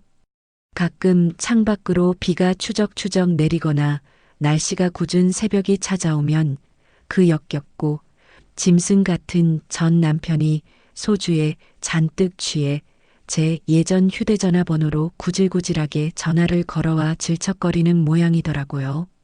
하지만 저는 이혼 판결을 받아내고 법원 문을 빠져나온 바로 그날 오후에 미련 없이 대리점으로 달려가 휴대전화 번호를 아주 생소한 번호로 싹 바꿔버렸고 그 인간이 눈물 콧물을 쏟아내며 수백 번 수천 번 통화 버튼을 눌러봤자 귓가에 들리는 것은 오직 고객님의 전화기가 꺼져 있거나 없는 번호라는 아주 차갑고 기계적인 안내 멘트뿐일 겁니다. 그토록 명품과 알량한 체면을 목숨보다 소중하게 밝히며 제 앞에서 오만하게 콧대를 세우던 그 인간은 이제 뼛속까지 파고드는 차가운 새벽바람을 맨몸으로 맞으며 먼지 구덩이 노가다판에서 땀을 뻘뻘 흘리며 짐승처럼 일하고 밤에는 곰팡내 나는 시댁의 그 비좁은 쪽방에서 빈 소주병을 끌어안고 찌질하게 후회의 피눈물을 짜내는 비참한 밑바닥 신세로 전락해버렸네요. 그리고 과거에 저와 언니 동생하며 나름대로 싹싹한 관계를 유지했던 시누이에게서 가끔 제 새로운 번호로 조심스럽게 안부 전화가 걸려 오곤 합니다. 시누이는 깊은 한숨을 푹푹 내쉬며 돈이 없어 간병인도 쓰지 못하고 냄새나는 8인실 병동에 반신불수로 누워 계신 시어머니의 비참한 근황과 자기 오빠의 그거지 같은 막노동 인생을 하소연하며 넋두리를 늘어놓거든요. 하지만 저는 수화기 너머로 들려오는 그 우울하고 질척거리는 남의 집안 사정에 단 한치의 동정심이나 감정의 동요도 허락하지 않고 그저 찻잔의 가장자리를 손가락으로 가볍게 매만지며 아주 건조한 목소리로 의례적인 대답만 툭툭 던져줍니다. 예전 같았으면 당장 지갑을 털어 맛있는 과일이라도 사들고 병문안을 달려갔겠지만 이제 제 머릿속에서 시어머니라는 존재는 길거리를 지나가다 어깨를 부딪혀도 얼굴조차 기억나지 않을 완벽하게 모르는 남남이자 그저 인과응보를 치르고 있는 늙은 아줌마 그 이상도 이하도 아니거든요. 저는 시누이의 전화가 길어질 기미가 보이면 바쁘다는 핑계를 대고 아주 단호하게 통화 종료 버튼을 눌러 제 평온한 일상에 그들의 불행이 단 1mm도 침범하지 못하도록 철저하게 선을 긋고 차단해 버립니다. 저는 이제 두 번 다시 내 소중한 인생과 찬란한 시간을 누군가의 비위를 억지로 맞추거나 가짜 웃음을 지어가며 굽실거리는데 단 1초도 낭비하지 않기로 아주 독하고 단단하게 마음을 고쳐먹었습니다. 남편이라는 허울 좋은 껍데기나 시댁이라는 무거운 족쇄를 완전히 벗어던지고 오직 나 자신과 우리 엄마의 행복만을 최우선으로 두고 당당하게 살아가다 보니 신기하게도 제 직장 생활에도 눈부신 탄탄대로가 활짝 열리기 시작하더라고요. 저는 은행 창구에서 그 누구보다 정확하고 날카롭게 숫자를 다루고 까다로운 VIP, 고객들의 자산을 완벽하게 관리해낸 능력을 은행장님과 임원들에게 아주 톡톡히 인정받아 이번 분기 인사 고과에서 가장 유력하고 젊은 지점장 승진 후보 자리를 당당하게 꿰찼습니다.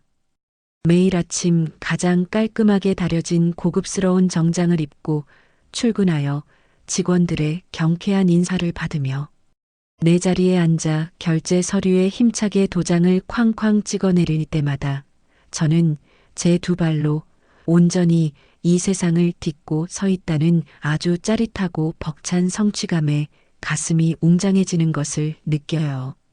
이렇게 맑고 화창한 주말 아침이 밝아오면 저는 어김없이 엄마가 머무시는 요양원으로 차를 몰아 엄마를 조수석에 다정하게 모신 뒤 우리 아빠가 잠들어 계신 공원묘지를 향해 드라이브를 떠납니다.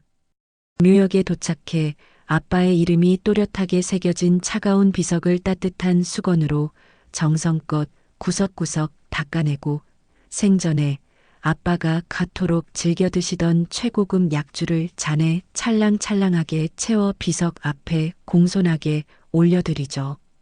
과거에 그 짐승 같은 남편이 장인의 회사를 날름 집어삼키기 위해 가짜 미소를 지으며 이 똑같은 술을 따라 올리던 그 역겨운 장면이 떠올라 잠시 실소가 터져나오기도 하지만 저는 이내 고개를 저어 그 더러운 기억을 날려버리고 아빠의 사진을 향해 아주 깊고 진심 어린 감사의 인사를 올립니다.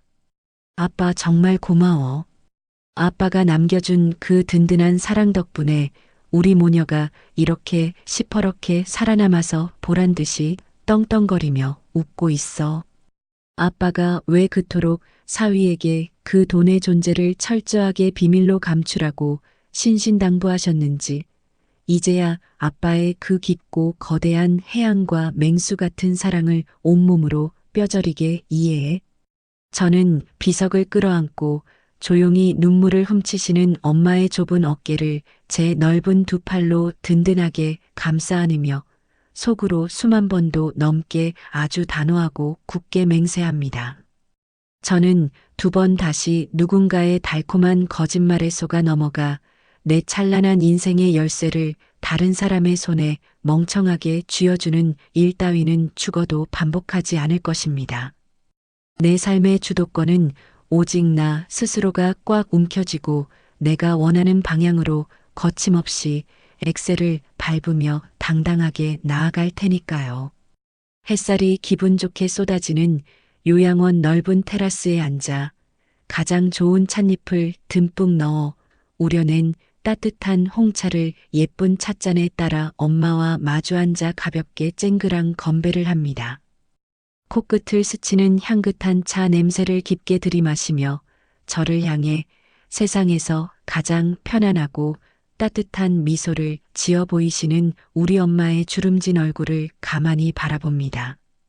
과거의 그 끔찍했던 상처들을 완벽하게 씻어내고 온전히 우리 두 사람만의 힘으로 쟁취해낸 이 고요하고 소소한 주말 오후의 평화. 입술을 적시는 이 따뜻한 차 한 잔의 여유야말로 지난 9년간의 지옥 같았던 시간을 완벽하게 짓밟고 일어선 저의 가장 통쾌하고 진정한 승리네요. 지금까지 제 얘기 들어주셔서 감사합니다. 여러분의 앞길에도 잔잔한 평화와 여유만 넘치시길 기도할게요. 네, 오늘 준비한 통쾌하고 가슴 뭉클한 이야기는 여기까지입니다. 철석같이 믿었던 사람의 잔인한 배신 앞에서도 절대 무너지지 않고 오히려 벼랑 끝에서 더 매섭고 단단하게 일어나 완벽한 복수와 반전을 이뤄낸 우리 주인공의 사연, 다들 어떻게 들으셨나요? 남편의 치밀한 거짓 연기에 속아 피 같은 전 재산을 잃고 피눈물을 흘려야 했지만 결국 친정아버지의 바다처럼 깊은 해안과 사연자님 스스로의 굳건한 용기로 인생의 진짜 주도권을 되찾은 모습에 제 가슴이 다 뻥 뚫리고 벅차오르는 것 같습니다. 이제는 과거의 끔찍했던 아픔을 모두 훌훌 털어버리고 어머니와 함께 따뜻한 차 한 잔의 여유를 즐기며 당당하게 살아가실 두 분의 앞날에 눈부시고 찬란한 봄날의 햇살만 가득 비추기를 저 역시 진심으로 응원하겠습니다. 사연자님께 응원의 댓글을 남겨주세요. 큰 위로가 돼줄 거예요. 오늘도 끝까지 함께 해주셔서 감사합니다.